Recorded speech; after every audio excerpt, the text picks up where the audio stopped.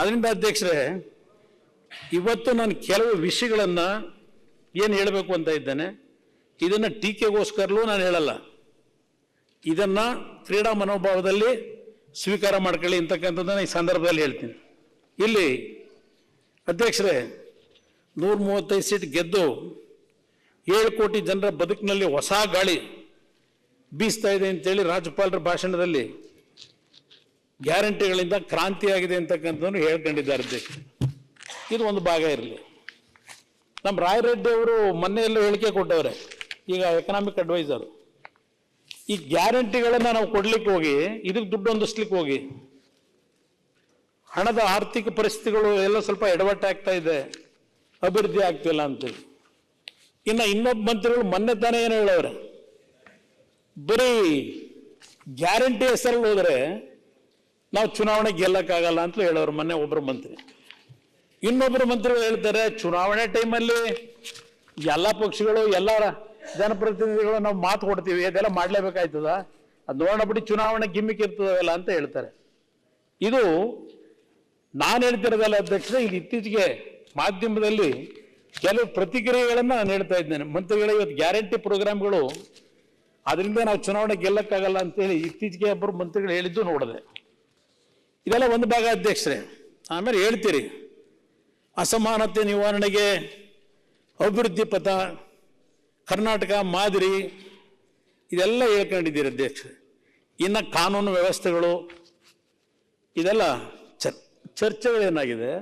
ಬಹುಶಃ ನಿನ್ನೆ ನಮ್ಮ ವಿರೋಧ ಪಕ್ಷದ ನಾಯಕರು ಅವರು ಸುದೀರ್ಘವಾಗಿ ಮಾತನಾಡಿದರಲ್ಲಿ ಯಾವುದೋ ಹಾವೇರಿಯಲ್ಲಿ ನಡೆದಿರೋ ಘಟನೆ, ಬೆಳಗಾವಿಯಲ್ಲಿ ನಡೆದಿರೋ ಘಟನೆ, ಇನ್ನೂ ಯಾವುದೋ ಘಟನೆಗಳು ಹೇಳ್ತಾ ಇದ್ರು. ಕೋಲಾರದಲ್ಲಿರ್ಬೋದು, ಹಲವಾರು ಕಡೆ.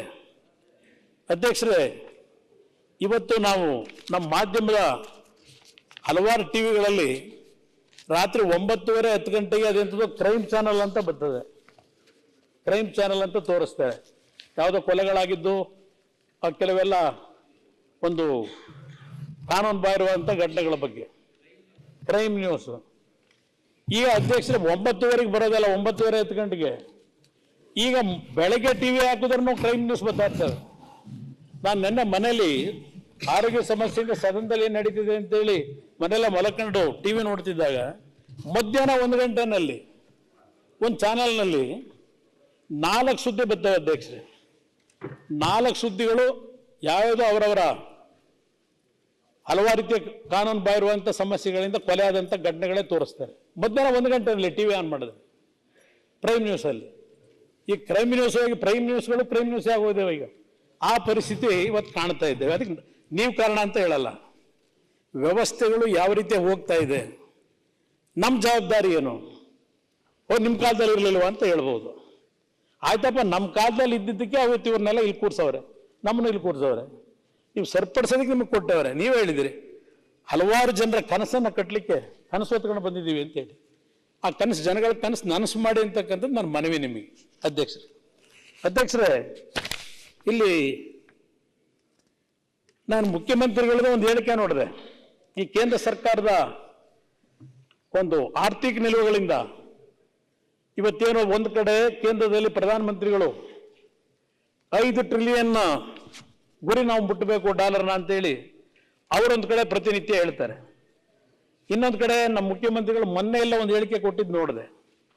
ನಮ್ಮ ರಾಜ್ಯವನ್ನ $1 ಟ್ರಿಲಿಯನ್ ತಗೊಂಡು ಹೋಗ್ತಕ್ಕಂಥದ್ದಕ್ಕೆ ನಾವು ಗುರಿ ಮುಟ್ಲಿಕ್ಕೆ ಈಗಿನ ಒಂದು ಪರಿಸ್ಥಿತಿಗಳು 2032ನೇ ಇಸ್ವಿಗೆ ಹೋದ್ರು ನಾವು ರೀಚ್ ಆಗೋದು ಕಷ್ಟ ಇದೆ ಅಂತ ಹೇಳಿ ಅವರ ಒಂದು ರಿಯಾಕ್ಷನ್ ಕೊಟ್ಟಿರೋದನ್ನು ನೋಡಿದ್ದೇನೆ ಅಧ್ಯಕ್ಷ. ಇವತ್ತು ಎಲ್ಲ ನಾವು ಟ್ರಿಲಿಯನ್ ಗಟ್ಟಲೆ ಮಾತನಾಡ್ತಾ ಇದ್ದೇವೆ. ಆದರೆ ಈಗ ನಾನು ಒಂದು ಶರತ್ ಬಚ್ಚೇಗೌಡರ ಮಾತು ಒಪ್ಪುತ್ತೇನೆ ನಾನು ಅಧ್ಯಕ್ಷ. ನಿಮ್ಮ ಸರ್ಕಾರ ನಿಲುವು ನಾನು ಒಪ್ತೀನಿ. ಇವತ್ತು ಈ ಬಡತನ ಅಂತಕ್ಕಂಥದ್ದು ಏನಿದೆಯಲ್ಲ ದೇಶದಲ್ಲಿ, ಹಸುವಿನ ಪ್ರಮಾಣ ಏನಿದೆ, ಪಾವರ್ಟಿ ಏನಿದೆ, ಪರ್ ಕ್ಯಾಪಿಟಲ್ ಏನಿದೆ, ಇದೆಲ್ಲ ಇವತ್ತು ಇರ್ತಕ್ಕಂಥ ವಾಸ್ತವಾಂಶಗಳೇ. ಅದು ನಾವೇನು ಬಣ್ಣ ಕಟ್ಟಿ ಹೇಳಲಿಕ್ಕಾಗೋದಿಲ್ಲ.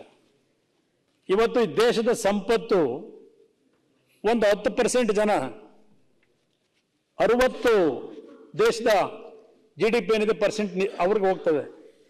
ಮೊನ್ನೆ ಯಾವುದೋ ಒಂದು ಪತ್ರಿಕೆಯಲ್ಲಿ ನೋಡ್ತಾ ಇದ್ದೆ ಅಧ್ಯಕ್ಷರೇ, ಈ ದೇಶದ ಒಬ್ಬ ಶ್ರೀಮಂತ ಅವ್ರಿಗೆ ಇರ್ತಕ್ಕಂಥ ಆದಾಯ ಏನಿದೆ, ಪ್ರತಿ ನಿಮಿಷಕ್ಕೆ 2,000 ರೂಪಾಯಿಗಳನ್ನು ನಂದಲ್ಲ ಅಂತೇಳಿ ಗಿಫ್ಟ್ ಕೊಡ್ತಾ ಹೋದ್ರು.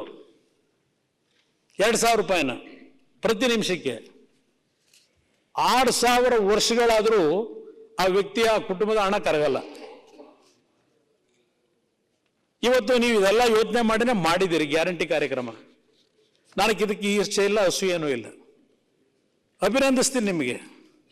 ಆದರೆ ಈ ಕಾರ್ಯಕ್ರಮದಿಂದ ಎಷ್ಟರ ಮಟ್ಟಿಗೆ ನಾವು ನಿಮ್ಮ ಒಂದು ಕನಸಿದೆಯಲ್ಲ ಅವ್ರನ್ನೆಲ್ಲ ಮೇಲೆತ್ತಬೇಕು, ಅವ್ರನ್ನೂ ಇವತ್ತು ಬದುಕಿನ ದಾರಿನಲ್ಲಿ ಒಂದು ನೆಮ್ಮದಿಯ ಬದುಕು ಕೊಡಬೇಕು ಅಂತಕ್ಕಂಥದ್ದು ಇದೆಯಲ್ಲ, ಅದು ಎಷ್ಟರ ಮಟ್ಟಿಗೆ ಸಕ್ಸಸ್ ಆಗ್ತಿದೆ ಅಂತಕ್ಕಂಥದ್ದು ನಿಮ್ಮ ಆತ್ಮವಿಮರ್ಶೆಗೆ ಬಿಡ್ತೀನಿ ನಾನು ಇವತ್ತು ಈ ಕಾರ್ಯಕ್ರಮಗಳಿಂದ. ಅಧ್ಯಕ್ಷರೇ, ಈ 5 ಟ್ರಿಲಿಯನ್ ಇದೆಲ್ಲ 2047ಕ್ಕೆ ಅದೇನು ನಮ್ಮ ಕೇಂದ್ರ ಸರ್ಕಾರ ಅಮೃತ ಕಾಲ ಅಂದರೆ ನಮ್ಮ ಮುಖ್ಯಮಂತ್ರಿಗಳು ಅದೇನೋ ವಿಷಾಕಾಲ ಅಂತಲೂ ಅದೇನೋ ಹೇಳಿದ್ರು ಮೊನ್ನೆ. ಅಮೃತ ಕಾಲ ಎಲ್ಲಿದೆ, ವಿಷಾಕಾಲ ಅಂತ ಏನೋ ಹೇಳ್ಕೊಂಡಿದ್ದಾರೆ. ಇದೆಲ್ಲ ಒಂದು ಭಾಗ ಇರಲಿ ಅಧ್ಯಕ್ಷರೇ, ಇದು ಯಾಕೆ ನಾನು ಹೇಳ್ತಾ ಇದ್ದೇನೆ, ಇವತ್ತು ಅಸಮತೋಲನ ಅಂತಕ್ಕಂಥದ್ದೇನಿದೆ, ನಾನು ನಮ್ಮ ಸ್ನೇಹಿತರುಗಳಿಗೆ ಹೇಳ್ತೇನೆ.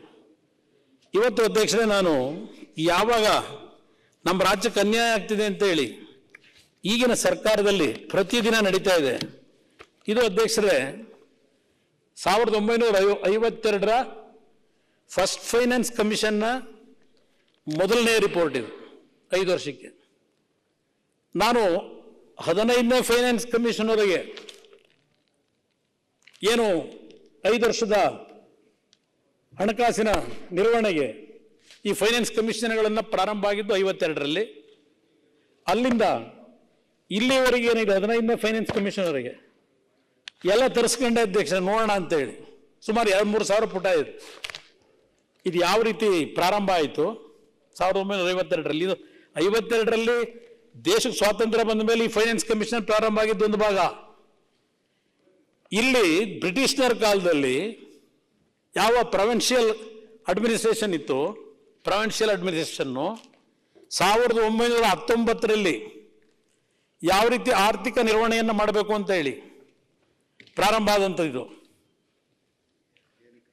1935 ಮತ್ತೆ ಅದು ಕೆಲವು ಮಾಡಿಫಿಕೇಶನ್ ಮಾಡ್ಕೊಂಡಿದ್ದಾರೆ. ಯಾಕಿದನ್ನು ನಾನು ಹೇಳ್ತಾ ಇದ್ದೇನೆ ಅಂದರೆ, ನಾನು ಸುಮ್ಮನೆ ಇವತ್ತು ಈ ಚರ್ಚೆ ಮಾಡಲಿಕ್ಕೆ ನಿಂತಿಲ್ಲ. ಇಲ್ಲಿ ವಿಷಯ ತಿಳ್ಕೊಳ್ಳೋಣ ಅಂತೇಳಿ. ನಾವೇನು ದೊಡ್ಡ ಪಂಡಿತರಲ್ಲ, ನಾವೆಲ್ಲ ಕನ್ನಡ ಮೀಡಿಯಮಲ್ಲಿ ಓದಿ ಬಂದಿರೋರು.